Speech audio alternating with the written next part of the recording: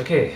So I'll start it off. Yeah. Yep. All right. I'm Devin Lorusso, and this is Kevin Lynn, and we're gonna start my interview protocol. Or whatever. So, Kevin, we already discussed this beforehand, but we're gonna go through a few topics today, and first is gonna be forces. So, what are some words that come to your mind when I say force? Force, like when you apply force, like when you push something or pull something, Mm-hmm. maybe lift something off the ground, like against the force of Earth, like gravity, I Yeah, guess. exactly. All right. So, we're gonna do some drawing now. I would like you to go to the board and draw some kind of object, and then have a force applied to it. Okay. Any way you want. Could be anything. So we'll do this circle thing, and I guess if I'm pushing this from the right side, Mm-hmm. I like it. No, so like, and yeah, let's let the camera see what you drew here. We're gonna investigate this. So you have an object and you have an arrow directed at it. Is there any reason you picked an arrow to denote the force? I guess it gives a direction to I like to, it. Yeah. the object, and Mhm. so since I set it to the force from the right, and I guess like pointing to the left, because force is coming on the right Mhm. side, I guess. Yeah. No, that's good. Yeah. So that's actually what I would do. Like if we did like a force diagram or a free body diagram, as it's called in physics, Right. is you would draw the object as you did, and then have an arrow, like a vector of some sort, to denote direction and magnitude. Okay. So that's great. Yeah. So now that we've drawn that, I think we should investigate some other types of forces. So Sure. I just want you to eyeball this. Like, how do magnets interact? If you've ever worked with magnets of any kind. Like how they attract and appeal from each other. Mm-hmm. It's there's the north side and the south side of the magnetic field, Yep. and yeah. No, it's fine. How about you want to draw it? You want to try to draw a little magnet? Sure. I think that'd be helpful. I guess.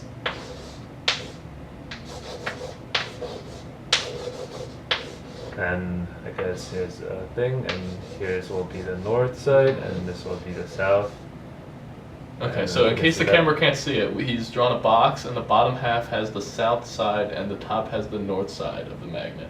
Right, and I'm pulling off my memories, but I think there's like some sort of force thingies that's going on the side, Mm-hmm. and I think that's all I know. No, it's all good. I think if you had a second magnet, how could you interact between the two magnets? Like I remember you said some kind of repelling or attracting would happen. So if you had a second one, how would they interact? So okay, this bigger. Yeah, we're having trouble getting the chalk to show up, so we're working on it. Okay, so same setup. North on top, So- south on the bottom. Yeah, and I guess the same thing goes here, and Mm-hmm. it would be something like maybe it goes from south to north. I don't know. Mm-hmm. No, I like the And arrows they again. attract, Is that I for guess. direction, like the Yeah, little arrows? like Okay. how I don't know what's moving, but I remember seeing this diagram somewhere before. No, that's good. All right. So now, do you think that the magnets would interact with each other? Like I see that you have them oriented as so that the south is like going to the north, but could this magnet affect that magnet? Yeah. Okay. Yeah, I guess yes. They will attract, I guess, because Mhm. when it's different, they attract. Yeah, definitely. Like Mhm. positive, negative, Yeah, positive stuff like and that. negatives. Actually, don't I know which haven't one even- is which. No, that's fine. I haven't done magnetism in physics yet, so the whole north-south thing is familiar. I mean, is new to me as well. But like the concept, yeah, of like attracting and repelling is familiar. Right. So I'm sure one of these is positive, one is negative, and then there's that Mhm. relationship going on. Yep. All right, that's great. That's great. All right, so now we're gonna talk about another one. There's another type of force, actually a fundamental force, and I'd like to know if you can guess what it is.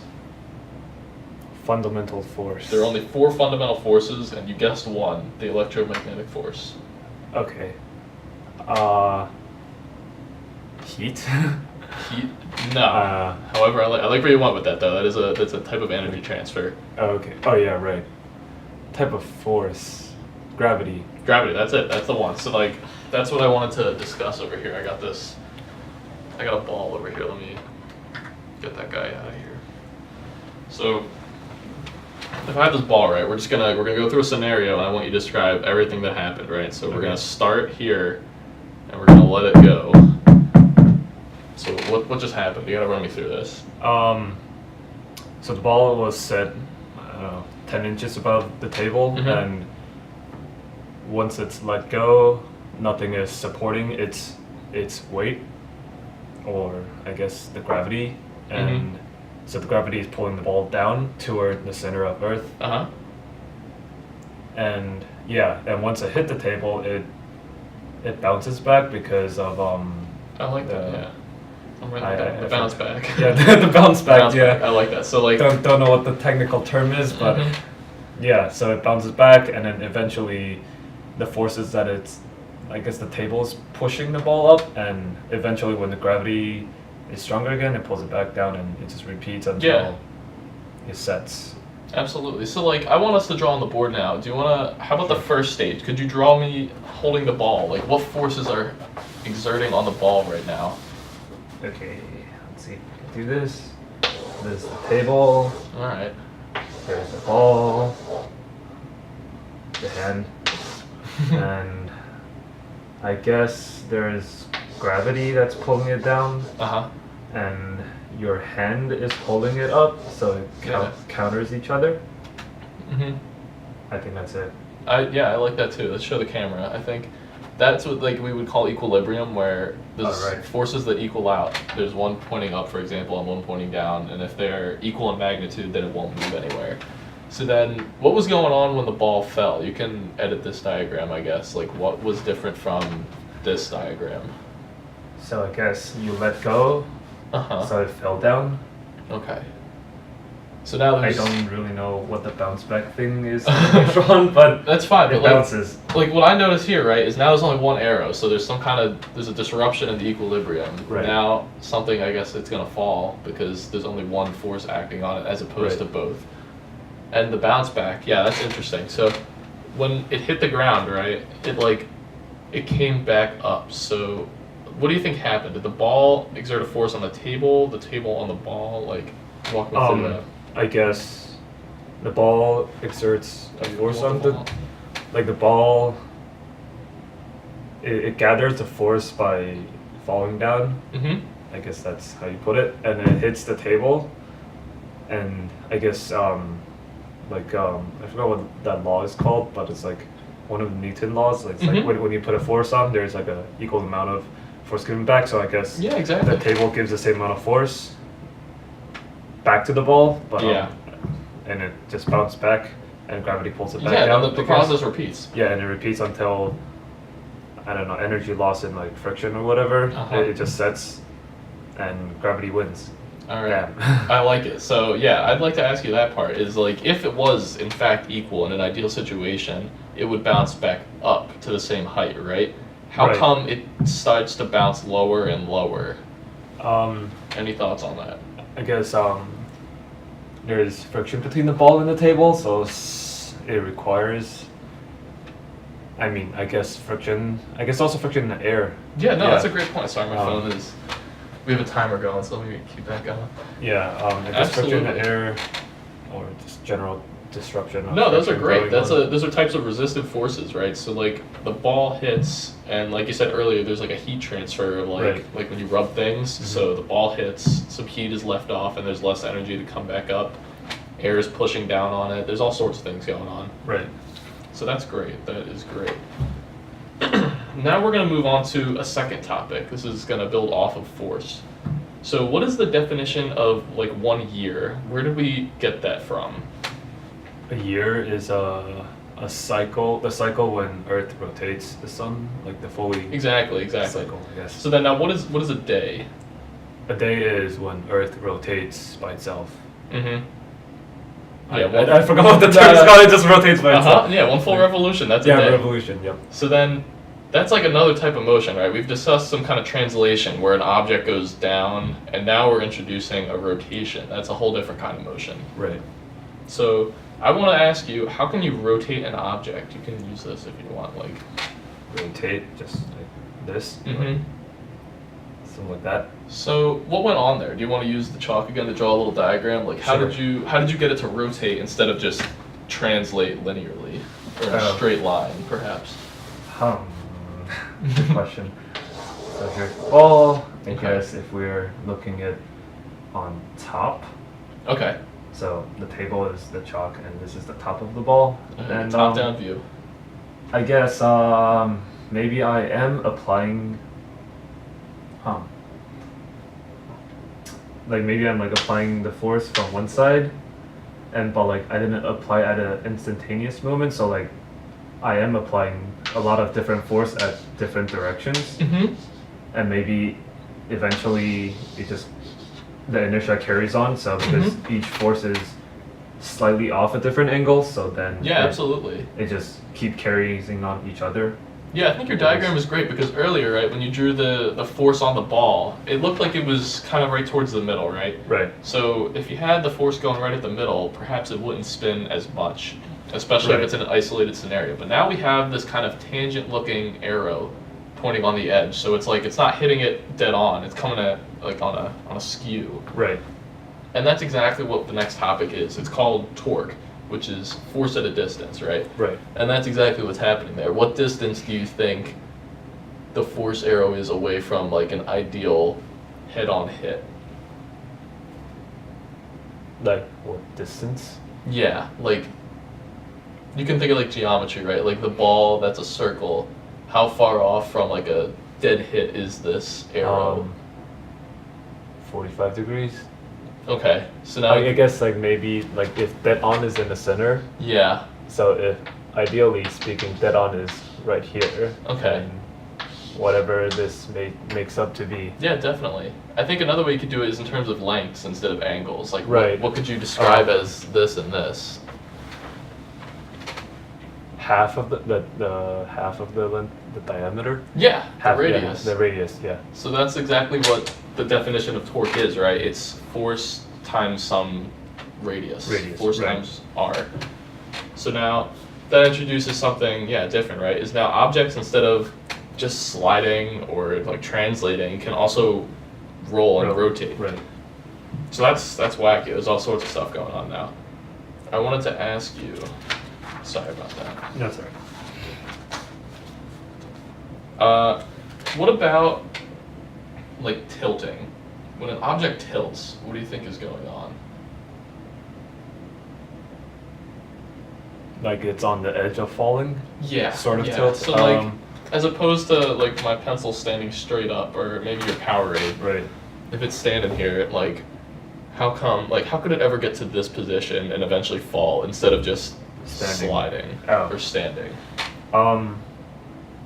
I guess when there's a force applied to it, say on the side, I guess there's like no perfection, so maybe like some of the force is off balance or off the center of the weight. Yeah, the center of mass. Yeah, center of mass, and eventually that puts it off by a small degree, which offsets the balance, and eventually I guess the gravity amplifies the little offset of the force. So like maybe it's like off a little degree. It's not that, like maybe if we would have drawn this, like the offset is on like a little tiny arrow, but like I guess it's worked with the gravity, so eventually it becomes bigger and bigger and it just falls. Okay, do you want to try drawing the diagram on the board? You can pick any object you want. Just like, where would you want to put the force applied to make it tilt? Alright, so we got a little box going on. A box, and I guess ideally if you put it right in the middle, it would just slide across the surface. Okay, and why do you think that? Because the force is like just equally distributed throughout the entire mass, assuming there's no like friction or anything. Yeah. But I guess to make it tilt, I guess maybe something more like you apply more force on the top somehow, and so relatively speaking on the bottom there's only a little force, and maybe it tips it over because it's top heavy. So do you think it would kind of have like a little graph, like a distributed force, where like it's strong here and then it like curves down and it's weaker towards the bottom? Yeah. Okay, that's interesting. Do you want to draw that on there?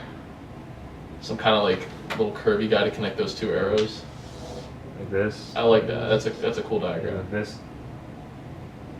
Yeah. All right. And then now, like you said earlier, that there's assuming that there's no friction. So if there was no friction, do you think that this would tilt?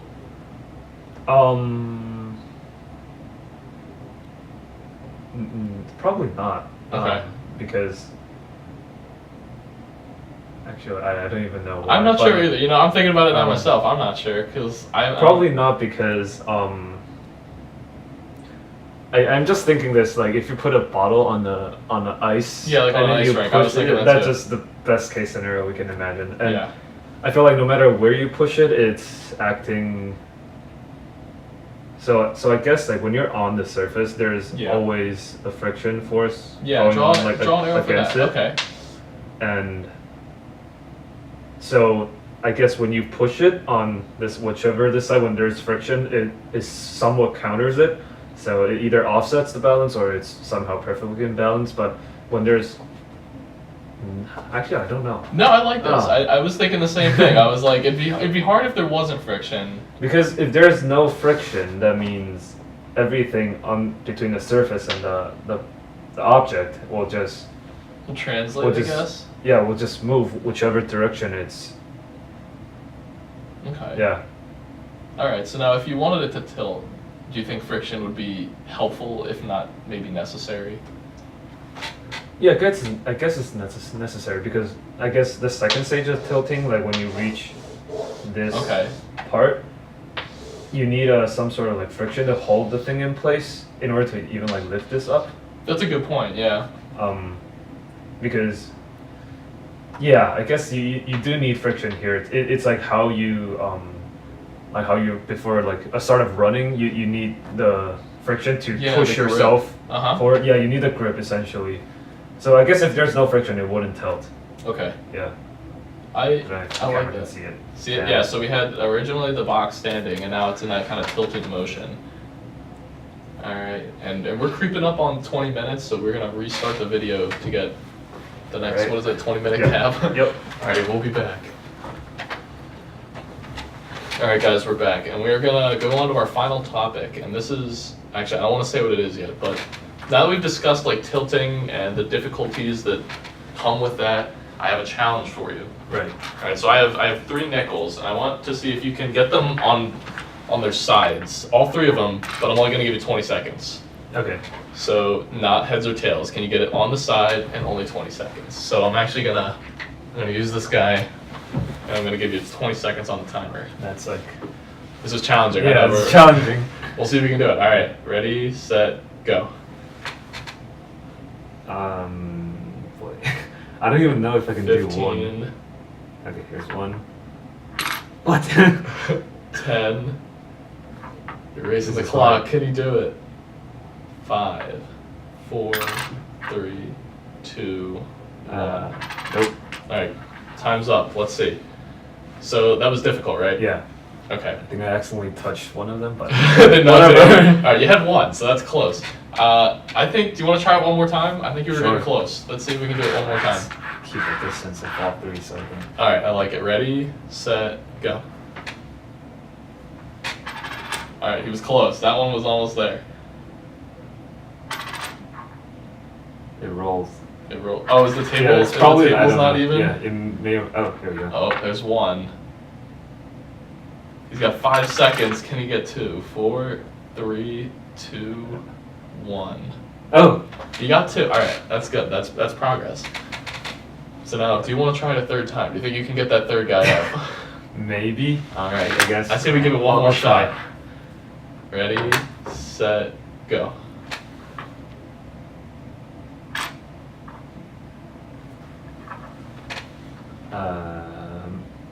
You're doing good. You got 10 seconds.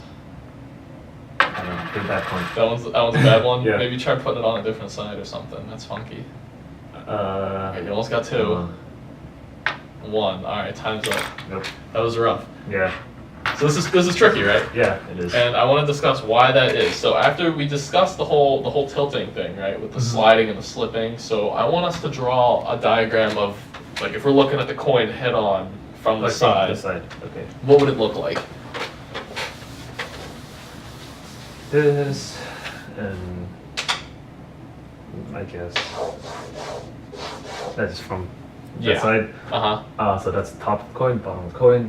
Tables here. Tables here. We're looking at it at the side. So now, what forces are going on right now? Well, that's assuming that it's standing up perfectly, like that one is. Gravity. Yep. And the table that's pushing the coin. Okay. So yeah, there's some kind of equilibrium going on here, so that it doesn't tilt. But like, what would happen? Let's say if one of these guys got slid too far to one side. So like. Yeah. So the coin will like tilt this way or fall exactly this way to like here. So I'd hazard a guess, right? That's probably why you couldn't get someone to stand up, right? Is that? Yeah, probably. It's difficult to line it up with the coin. So now we're gonna bring out a second prop. This is the lid for my peanut butter stash. So can you stand this on its side? Okay, it's rolling a little bit, but it's up there. So, is there any reason why you did this pretty quickly? I'll say. Is there any reason why this was easier than the nickels? It's a bigger surface on the side. Okay. I don't really know how it directly. I guess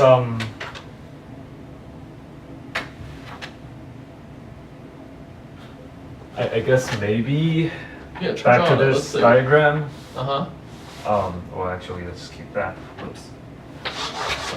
And it goes here. So this, I guess, going back to where I was originally, you said maybe a force was too far on this side. Yeah. That maybe if this is the peanut butter jar, that there's more room for the two arrows to move around. I see. Yeah, I think that. Or it has more like I don't know, more. No, that's definitely what I was thinking when I was playing with this yesterday. Is that like, it's got a larger surface area right on here, so that like, let's say you did bump it, like boop, it's kind of still where it was. Right. However, with the nickels, right, they're pretty thin, so it's tough to get it to stand right where you want it. Right. Because one little offset sends the whole thing over. Yeah. So now I want us to try the nickels again, but I want us to think of a different way that we can get them to stand up. Let me get this timer going again.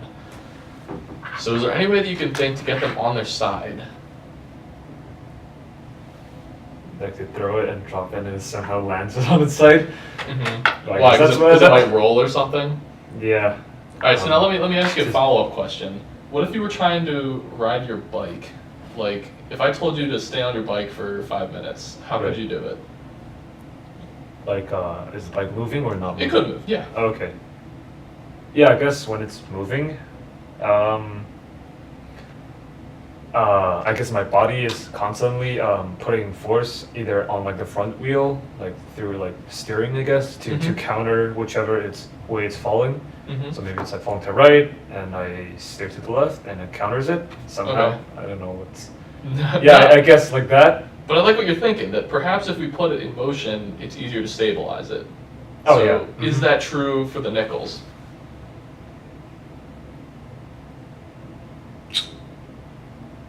I guess, yeah. Alright, so is there anything you can think of that we can do to these nickels that will get them to stay up on the side, perhaps in motion, perhaps not?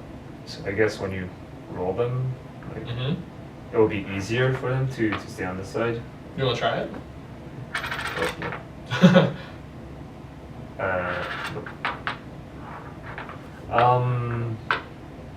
I guess it has to go like fast enough. Okay.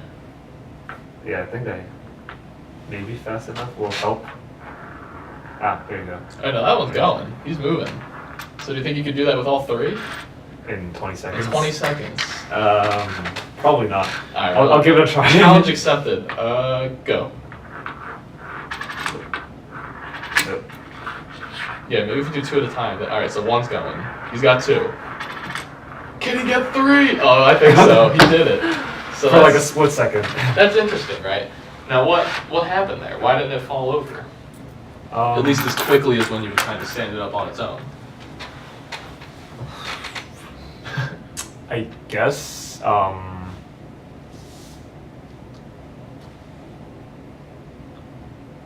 I don't really know.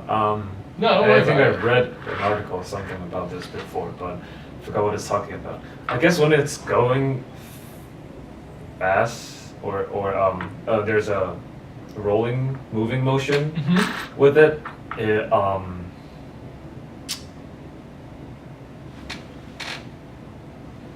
I guess like what I was saying, maybe there's another force that is contributing to like countering whichever side it's falling. Yeah. But or maybe it's not necessarily like helping it to steer all the way back, but like you see on the coin, it would like steer off to one direction. So I guess maybe Yeah, that's an interesting concept. maybe like once you're standing and there is slightly more force toward the right, it just falls to the right. But when you have an ongoing force toward the front, you add up that two forces, it becomes like 10 degrees to the right or something. Okay. So it eventually just keeps going more toward right, and And then eventually falls over. Yeah. I like that. So now, I think there is in fact a third way to get these guys all on their sides in 20 seconds. Do you have any ideas? Put them next to each other and then like stand them up. I didn't even think of that. You could. You want to try it? I guess I'd say we give it a shot. Maybe somewhat cheating, but I don't know. You yeah, want to give it a shot? It seems, yeah, sure. All right, I'll give you 20 seconds. Ready, set, go.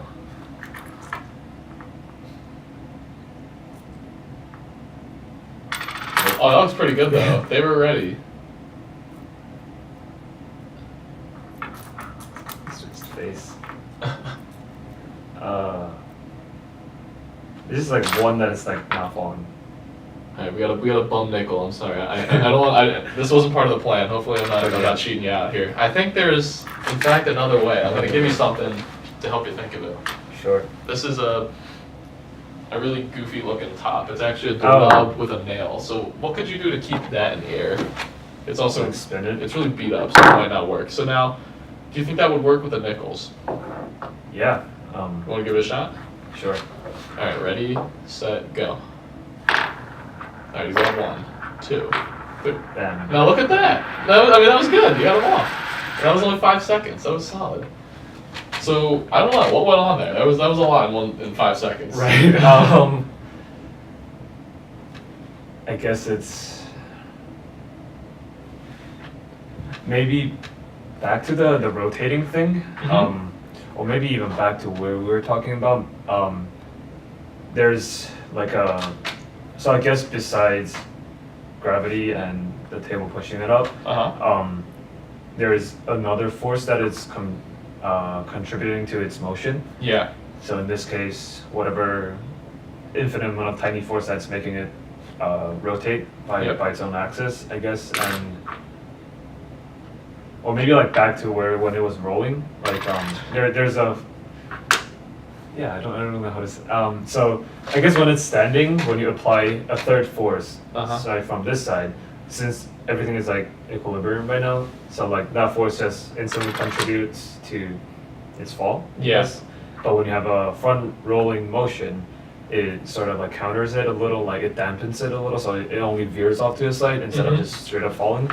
And I guess the same thing for when it's spinning. It's just instead of only one force going to the front, it has a lot of different forces that is balancing it, or just keep actively countering. No, yeah, I the feel force. that. Yeah. So I have another idea that we can kind of help visualize this. Right. This is my roommate's fidget spinner. Okay. So there's been a recent craze in fidget spinners, I'm sure you know. So I want you to give that a good spin, and then try to twist it. Like once you're holding it, try to twist it like along some axis. All right, it's really moving. So what do you feel when you try to twist it? There's a resistance Okay. of it, and so there's a resistant when I'm trying to twist it. It's nothing crazy. So I can still do it, but I guess whenever I'm going one side, it seems like the wheel is, or the spinning. It's trying to counter it. Yeah, I like how you said the resistance. That's interesting. So there's a video I want to show you. So I'm gonna get my laptop, and then how about we're gonna face it towards the camera, and Okay. we'll just stand over there and watch it as the camera watches it. Sure. But it's all about this topic that we're gonna call angular momentum. So let me boot this up. I'm sorry about that.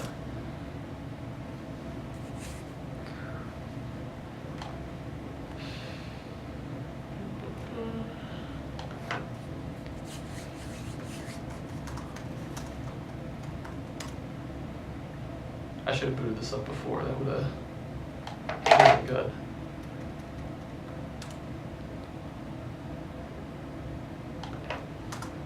Do you want me to just download the video and No, that's edit it alright. into the It's fine. I the found final thing? Because now we'll watch it, and the camera will watch it. Oh, it's going. Let me pause it. No. All right. Can the camera see it? I'll put it right here. I have a it in little the link. closer It's to me. A little closer? Yep, closer. It's in the link, so they can watch it independently of this, but Sure. we'll give it a shot. Are you Can ready? you tilt the screen more vertical? Uh-huh. Yep, that's good. Alright, here we go. Oh jeez, that's loud. Alright, so we got a bicycle wheel hanging from a rope. And he's spinning it.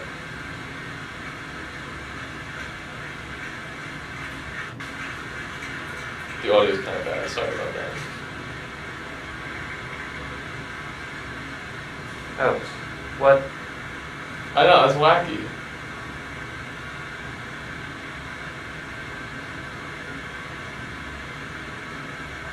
Alright, so it just goes on like this, but I think that calls for some discussion.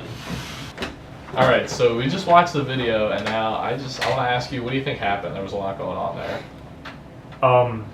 I'm not so sure on what actually happened. I guess the wheels is rotating Yeah. instead of falling, which is weird. Yeah, because Yeah. what did you think would have happened? I would thought that it would just fall straight back to where it was originally. Okay. So now, yeah, I'm trying to think about it. What if he hadn't spun the wheel and you hung the wheel by a rope and he just tilted it up? What do you think would have happened had he not spun it? If he, it'd probably just fall right It'd probably back. just fall? Yeah, fall So right even back. though he was spinning it, I was like, it's gonna fall, but it didn't. So that got me. I was like, oh wow. Yeah. I'm trying to It was figure weird. out with you, how did that happen? Why didn't it swoop down like we thought it would? Like, why did rotating it change how it behaved? Not sure. You wanna draw a picture? Yeah, Let's draw a I guess I'll picture. try drawing it. So I guess here's the rope, Okay. and here's the tackle thingy, Yeah, there's one of the pegs. and this is the wheel, The wheel. and the other thingy. Okay. And it was hanging from the ground. So here's our system. He held it up, right? And then the instant he let go, this is what we have. What forces Right. do you think are present in this system? I guess gravity of the weight of the thing. Yeah, the that's wheel, the pulling it whole down. tire. Yeah. Uh-huh. And the rope that is hanging it, that is countering the entire system, Uh-huh. presumably even when it was in place. And I guess there's some sort of force rotating. Uh-huh. I don't know what does it do, but I guess rotating the thing applies a force, as we previously discussed. Uh-huh. Yeah. So now, looking at this, right, I would imagine that because we have a force pointing up and a force pointing down, that this would be in equilibrium. Do you think that? What do you think about that? I think so, but I guess they have to be directly under each other, which in this case it's not. Okay. Like if the wheel is hanging from directly under a rope, Yeah. it will be equilibrium. It will just not move. But I Yes. guess now it's moved. It's lift up to the right, so more of the mass is toward the right, so it's not in an equilibrium. Okay. What do you think is Yeah. going to happen had he not spun it, had we had this force down and force up? What do you think it would have done? Swing right back to where it Yeah, was some at. kind of rotation, right? Mm-hmm. And this brings us back to torque, right? We have a force applied here and even a force applied there, Right. but there's some distance between them, right? Right. Some R. Yeah. So now that's what a torque is there's a rotation produced Right. because of this system. However, we saw that even though he held it up and he spun it, it didn't do this. So there's got to be some kind of resistance, like you said earlier about the fidget spinner. They would prevent this from swooping down like it did. Right. I guess maybe if this is just a giant fidget spinner, when I was rotating the fidget spinner, there was a resistance that is trying to counter where I was trying to rotate it, and maybe in this case that the whole thing is spinning, gravity is trying to pull it back to where it was at, but maybe the spinning force is countering it, so it's only slowly falling down, since like in the video we do see it went slanted just by a little bit. Yeah. I guess. That's interesting. Yeah. And to be honest, it really wasn't in the static equilibrium, right? It was moving, but how was it moving? In a circular. Right? way, It wasn't around the swooping pole. down like we thought. It was going Yeah. it was going around like this. Right. Which is peculiar. Yeah. No. Any thoughts on that? Not really. I guess as it spins, yeah, not sure. That's fine. This is all about the concept of angular momentum. I wanted to bring that up. So there is in fact some resistance like the fidget spinner.